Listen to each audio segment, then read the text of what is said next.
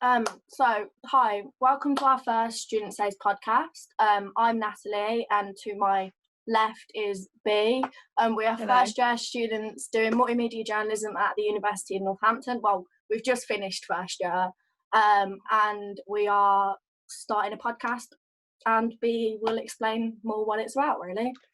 Yeah, so basically we've been thinking about doing one for literally since the start of first year, and we just thought there's no podcast that actually talks about student life and what you need on the lead up to uni and everything like that, because people get so worried before they go, and a lot of people don't have people in their family who've gone to uni before that could give them advice. So yeah, we're just going to talk about that. I don't know how many episodes we're doing, but we've got loads lined up, and today we're going to be talking about money, and we're going to give the concept of the podcast is we're going to give 3 points about a certain topic that we think you need to know, and we're in no means experts but we've done it, so we just thought we'd share what we know.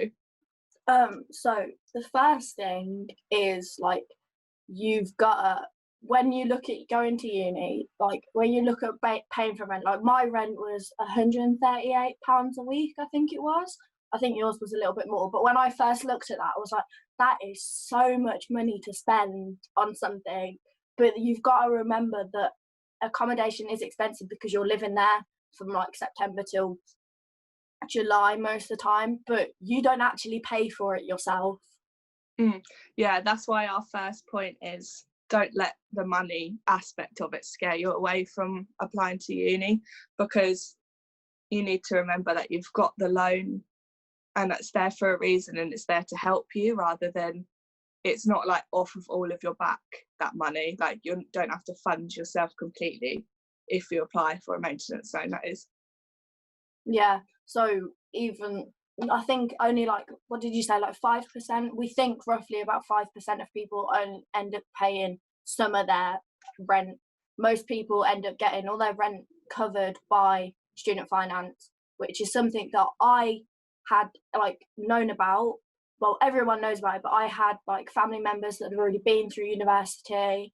So of course my family knew more about how to go about applying for student finance than say your family did, because you're the first one to uni. Yeah, I think that definitely makes a big difference, because no one in my immediate family had gone to uni, so they didn't really know what to expect. And I think for us it was quite a big shock that how much the rent was and how much you had to pay for food and everything, because you just don't really think about it. But yeah, you get the maintenance loan, so it's you need, I don't know, I think you need to really think about that you've actually got a maintenance loan, because so many people get scared about going to uni just because of the money aspect, but it does work for you. Because I know my mum was like, you get into a lot of debt being at uni, and I said to her, I was like, only I think about 30% of people end up paying the full, at least a lot of the money back. 99% of the time you don't even end up paying half of the money back that you've lent. So you're not actually in as much debt as people think you are, and that shouldn't deter you from going to university if you've always had your heart set on it. And some people, I think that's their drive as to why they shouldn't go to uni, because of the money.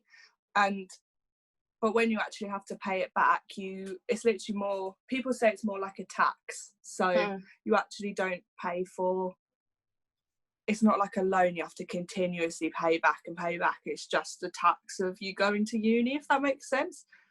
So our second point is just all about your student loan, really, and what it contains. And because there's two parts of it, so there's your tuition fees, and then there's your maintenance loan, and then they're completely separate things. So you'll actually never see your tuition fees, that doesn't come out of your account, it just goes straight from the company to the university.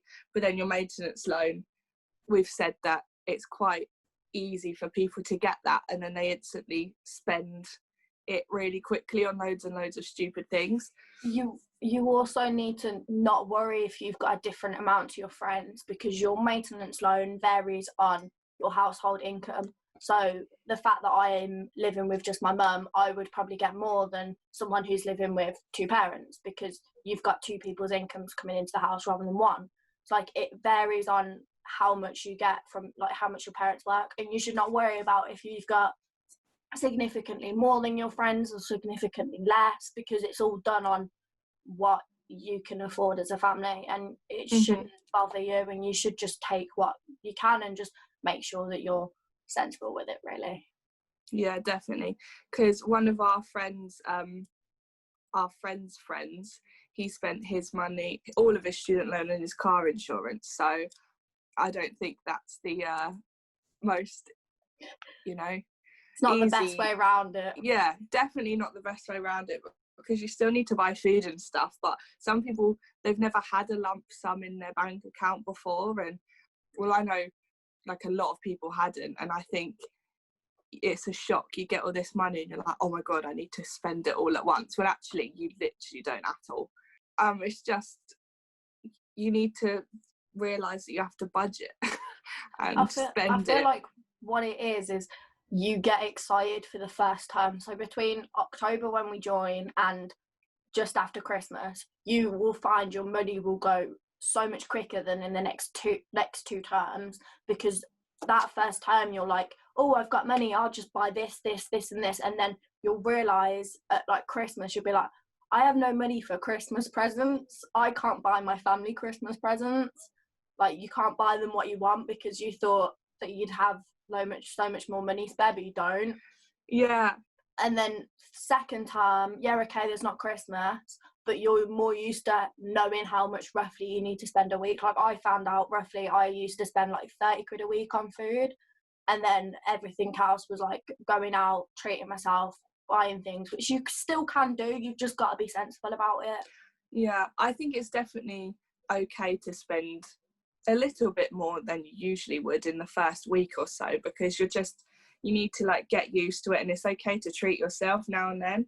So like I think you just can't panic about money, because the minute you start panicking and saying, oh, I can't do this, that's when you really start to lose out on a lot of like opportunities and stuff.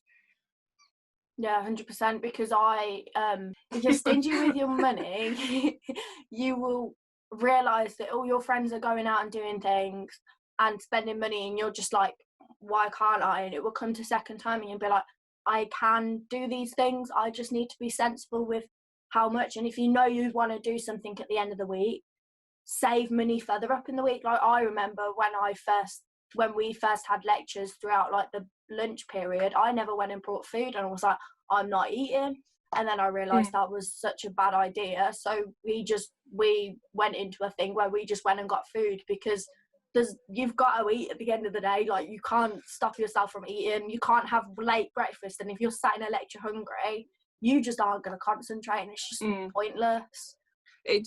I think it's just an endless cycle as well, where people think, oh, I just won't eat so I can save on food or save on money, and then you just get hungry, and then you can get behind on lectures. Because I know if I don't have breakfast, I literally cannot cope in a 9 a.m. if I don't have a breakfast. So yeah. I think for a lot of people it's really difficult to struggle, because they've never had to handle their own money before, so they don't know how much they should have each week. And I know I didn't. I was like, how much is an okay amount to spend? And there are definitely weeks where you're like, oh my god, I've spent far too much this week. But then there are other weeks where like maybe there's nothing on, or you just haven't, all you've done is your food shop, where you're like, oh, I've only spent like £40. That's actually really good. But I think it's okay to have a budget, but you can go either way on it, because then you can just save more the next week. Yeah, exactly. And of course, spending, like, especially for food shopping, I know I used to shop at Aldi because it was cheaper, but I'm pretty sure you didn't. And of course that varies how much money you'd spend generally, because of course Aldi's cheaper, so of course I'd end up spending less money on food, but then it really varies what supermarket you prefer, but when you're a uni student, you just kind of, if you don't have any money, you go to wherever's cheapest because you need it. I know one of my flatmates used to spend money and like used to bulk buy for like 3 weeks, and then that's how some people do it. Some people do food shops every week. It depends how you want to keep your money and how you want to work out your finances. Yeah, I think that's the best. Did you like bulk buy, or did you just buy on a weekly? Well, I started off buying like every 3 days or something, and I phoned my stepmom up one day and she goes, "Why are you doing that? That's gonna just cost you so much more money." I was like, fair enough. So I explained to her, I was buying pre-frozen chicken, and she was like, just buy a big pack of chicken and freeze it. And that's the one thing that I'd never thought of, because it saves you so much money. You're buying a big pack of chicken that you'd normally like never be able to eat in a few days before it goes out, and you just keeping it. And I think that's like one of the tricks that everyone knows about saving money, is to bulk buy your meat, freeze it, and then buy your veg and like your peppers and things like that during the like each week, so they're still fresh. And that's how I went about it. Yeah, we've got a whole episode coming up about like food and that sort of area, but I do think you learn along the way the best places to buy stuff and the best like way you can actually afford food for the week, because I think that's the difficult part. You can always end up like sharing, like if you're both, say money wise, if you're both wanting to do the same thing and it's cheaper to buy the tickets together, do it, because at the end of the day, every little, ignore the Tesco saying, but every little does help realistically. Especially when you're a student, your money is tight as it is.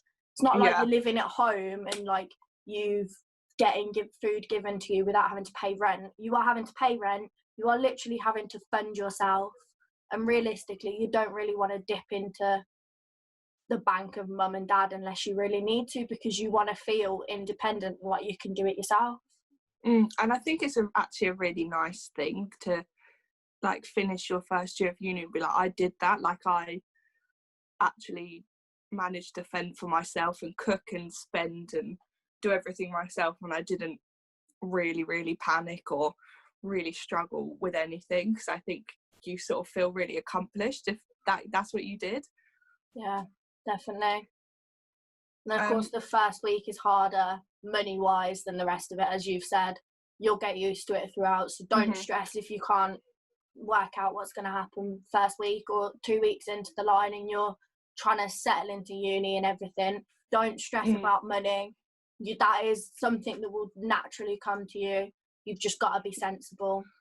Yeah, don't stress about like how much your first food shop is, because you'll get used to it. You'll think, oh, I don't need to buy that every week. Or my first food shop was really expensive because of course I needed all the herbs and spices that you just take for granted being at your house. You're literally restarting everything, so your first food shop will be expensive, and mine was more literally the most expensive, because you need like toilet roll, kitchen roll, even though that was never a thing in my flat. I don't know about yours. And it's just, that's the biggest shop will be when you start and when you come back after Christmas, because you're literally restarting the house of food. Yeah, so I agree. Well, that's the biggest part, but everyone gets used to it. Yeah, exactly. And our final point, so number 3, is to save before you actually go, because otherwise you'll get there and the student loan is the only thing you'll have like to fall back on. And I think, well, when it's the first week at uni, you don't even have a student loan. Yeah, exactly. So if you go there thinking, oh, I've just got that to live on, and then actually you don't have it for the first week. I think ours did actually come a week after we got there, wasn't it? Yeah, it was a week after. So we had the first week to fend for ourselves. Yeah, and of course, if it's Freshers Week and you're trying to go out with your friends and you have no money in your bank account. Yeah, exactly. I mean, no one tells you like what to save or how much, and I think that's very, very subjective.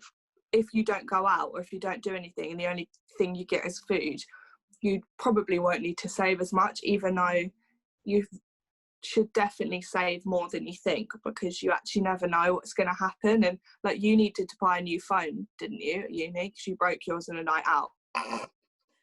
Yeah, so basically what happened was, we were in a night out, we were sat in McDonald's, I was eating a McFlurry, happy, and my mate knocked me. I'm not going to name names, but he knows who he is, and dropped it onto like the speaker of my phone, and I broke my phone. Thankfully, my step siblings told me before I went, make sure you have money in your bank account, you never know what could happen. And I broke my phone, so a week later I spent a stupid amount of money to buy a new phone because I broke it on a night out. Bearing in mind, for my course we do kind of need decent phones, so I needed to buy a new phone anyway, because we record a lot of stuff on our phones. But it was just something that I never thought I'd have to do. I thought I'd be able to keep that phone at least till like summer, and then buy a new phone in summer when I'd got my third instalment in my student finance and was at home, so I didn't have to pay for rent or anything. So thankfully, I got told before I went by my family to make sure that I had money saved up, just in case a circumstance happened. But I broke it, and I was like, I can't cope without a phone. Like, I remember for ages your phone was broken as well. Yeah, you literally had to do everything on mine, because I just couldn't do anything, could I? I was like, okay, you just need to record, because for our course we have to record a lot of stuff out and about, so that was definitely difficult. But I bet you were so glad that someone told you, listen, you need to save, because you literally don't know what's going to happen.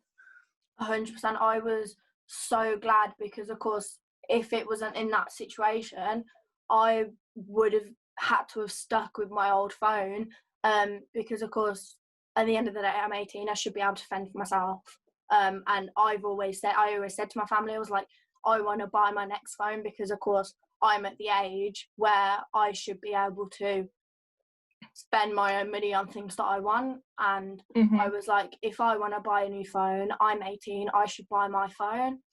Didn't expect it to happen while I was in the middle of, pretty sure we were in the middle of doing our coursework, which I and had in the middle of McDonald's. We won't talk about that. But when my phone broke, we were in the middle of filming our coursework, and of course it was such a time that I was like, what can I do? And I was like, I've got to fall back on my money, because at that point I didn't have enough in my account from my student finance to be able to buy a new phone, because that was for my food, and I'd always said to myself that was for my food and that was for nothing, and if I need anything else I'll use my own savings. And another reason I used my own savings was for my deposit for this year, for my accommodation in second year, because I wouldn't have got my deposit money out of my student finance. Ignoring the situation that we're in right now, I would not have had that money in my account, so that was another good fallback that I had. Yeah, definitely.